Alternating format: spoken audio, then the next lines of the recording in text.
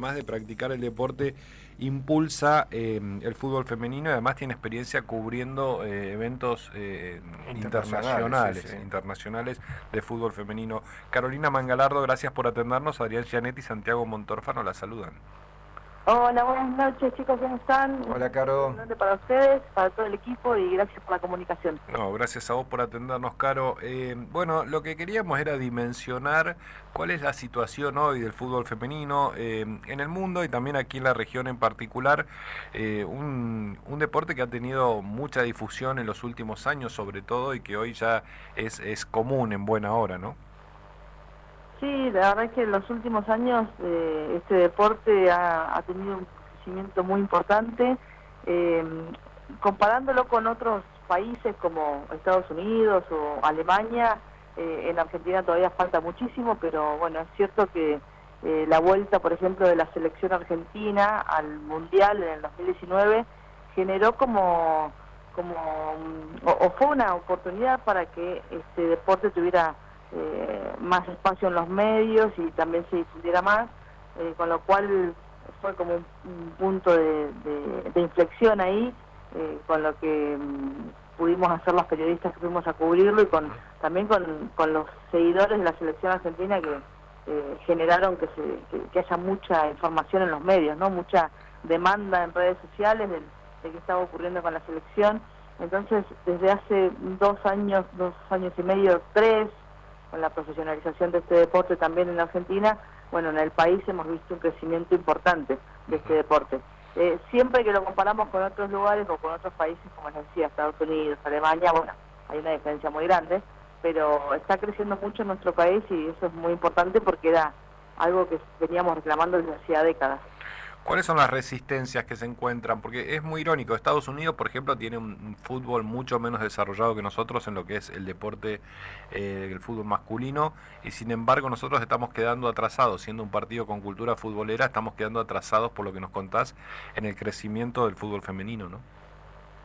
Sí, lo que pasa es que el punto principal es las inversiones, la estructura, ¿no?, que necesita este deporte Claro. para su óptimo desarrollo.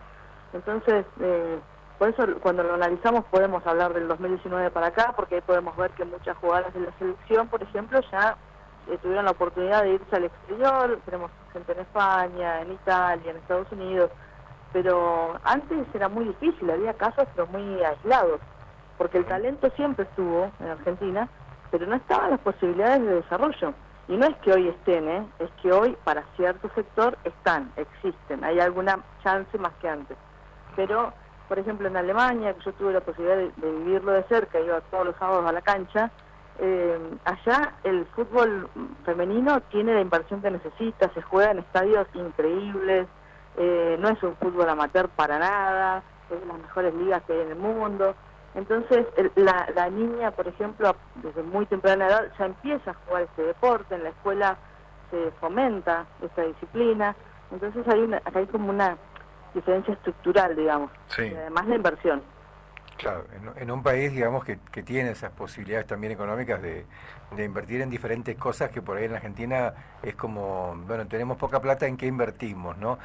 Digo, no para hacer una excusa, pero lo que quería preguntarte, Caro, es, si bien es cierto que la pandemia seguramente ha raleado un poco la presencia en las canchas, el acercarse a poder competir o a jugar en forma nada más que de placer de jugar, ¿cómo ha crecido en los últimos 5 años, por ejemplo? Yo sé que vos estás hace bastante tiempo trabajando sobre esto, ¿cómo ha crecido en participación, ¿no? En mujeres que se acercan a participar y se suman a practicar fútbol?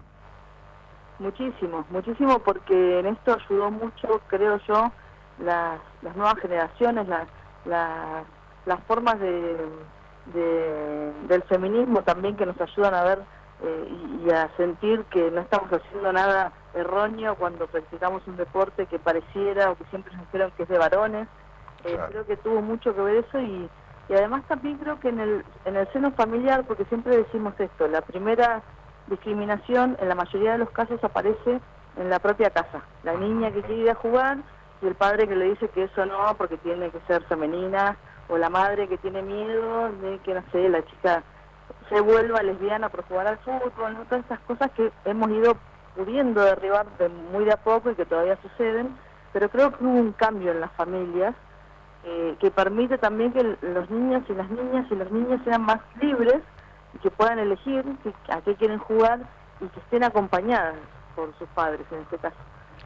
Y también en las escuelas empezamos a ver un poco más de tolerancia, por ahí las mujeres de mi edad, yo tengo casi 40, cuando jugábamos de niñas en la escuela éramos las únicas en nuestra escuela, hoy eso ya no pasa, ya hay cada vez más.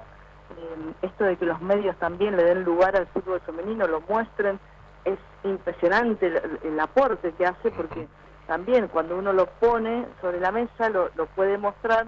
Bueno, por ahí la niña o la mujer que antes no se había acercado porque no le interesaba, porque no le gustaba o porque no sabía que tenía un equipo cerca, ahora lo puede hacer. Cuando esto tome rentabilidad en términos de televisación y de bueno, y de todo lo que implica obviamente la difusión masiva de un deporte, seguramente va a tener un despegue importante, ¿no? Digo, más importante el que está teniendo, porque ya ahí aparecen intereses económicos concretos, y ese sería un poco el camino, Caro. Sí, si hablamos del fútbol en Buenos Aires, porque acá estamos muy lejos, hablar de Neuquén y Río Negro respecto de Buenos Aires es tener en cuenta muchísimas diferencias. Allá, por ejemplo, el torneo de primera división, que la mayoría son equipos de Buenos Aires, sí tuvo una buena difusión, han empezado a tener más sponsors, las jugadoras han firmado contratos, que no son contratos que le permiten dedicarse de lleno a la actividad, pero bueno, es mejor que lo que había antes, que no había nada, pero todavía falta mucho. Hay espacios que se van ganando, como las locutoras, las relatoras, las comentaristas, las entrenadoras. Hay lugares que vamos ganando, pero es muy lento. Digamos, es sostenido, vamos avanzando, pero es lento. Y la realidad es que las inversiones no están, que hay mucha discriminación. Por ejemplo, nos encontramos siempre con equipos, por ejemplo, de primera división, que reclaman que no pueden ser locales en su propia cancha, que las mandan a las auxiliares. Hay mucha cosa todavía por derribar, pero bueno, hemos ido ganando espacio y bueno, esos son importantes, pero falta mucho. Caro, hiciste encuentros, entre otros mecanismos de difusión, hiciste encuentros con funcionarias y legisladoras neuquinas. Mi pregunta es, ¿quién juega mejor, la diputada Leticia Esteves, la ministra Maje Ferrareso, la ex concejal Jorgelina González? Todas tienen incluso la presidenta del Consejo Deliberante, Claudia Romero. Ah, también. Sí. La diputada Abdala. Hay mucho potencial, hay mucho talento, así que creo que tranquilamente pueden dedicarse a eso también. Muy bien, muy bien. Caro Mangalardo, muchísimas gracias por habernos dado esta nota y haber compartido con nosotros este mundo que estamos explorando del fútbol femenino, que ojalá se difunda mucho más de lo que está.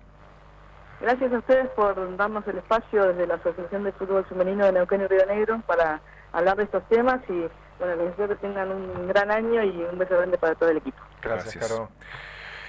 Bueno, allí el fútbol femenino, este fenómeno que está bueno que se difunda, que crezca, por supuesto, que viene teniendo cada vez más adherentes.